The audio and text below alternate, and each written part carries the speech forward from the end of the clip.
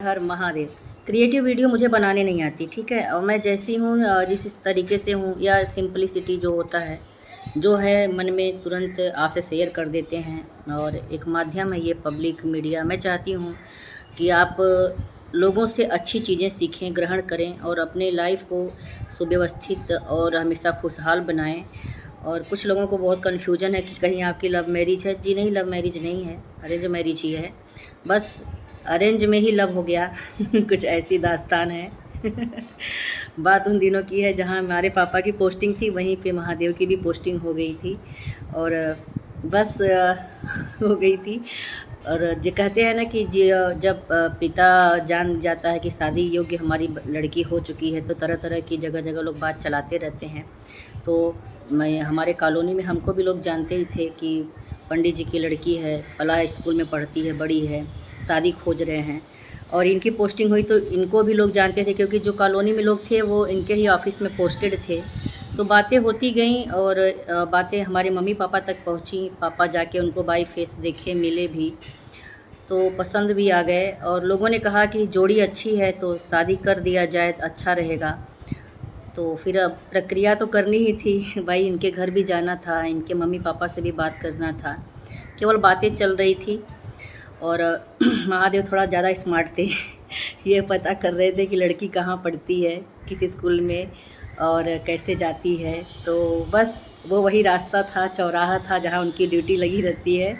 और चौराहे पे वो किसी न किसी दुकान में छिप के मुझे यूँ ताड़ते थे, देखते थे मेरे कब जाने का टाइम है, कब आने का टाइम है। किसी न किसी टाइम वो हमको देख लेते थे।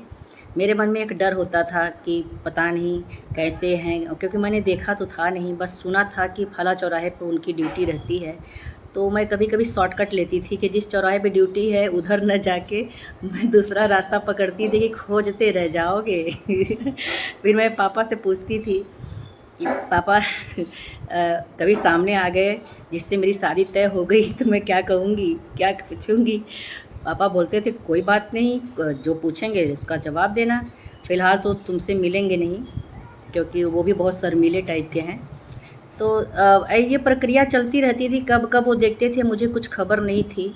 ये बातें तो बाद में खुली, शादी के 4-5 साल बाद मैंने उनसे डिस्कस किया इस पे कि आप मुझे क्यों देखते थे या क्या सोचते थे मेरे विषय में, और अकेले देखते थे या कुछ और लोग भी रहते थे। तो उन्होंने बताया नहीं, मैं किसी और को इन्वॉल्व नहीं करता, तुम्हें कोई और देखे।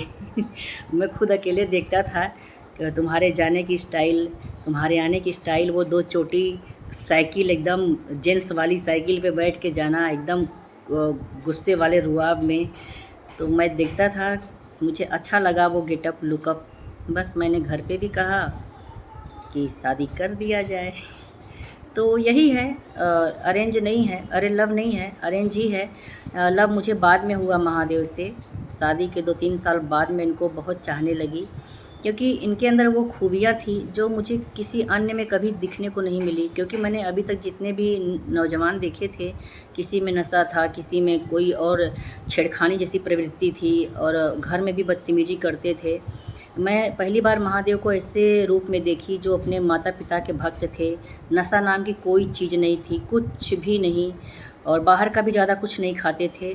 बहुत सीधे सच्चे और बहुत गुड लुकिंग तो थे ही, मिलनसार बहुत थे।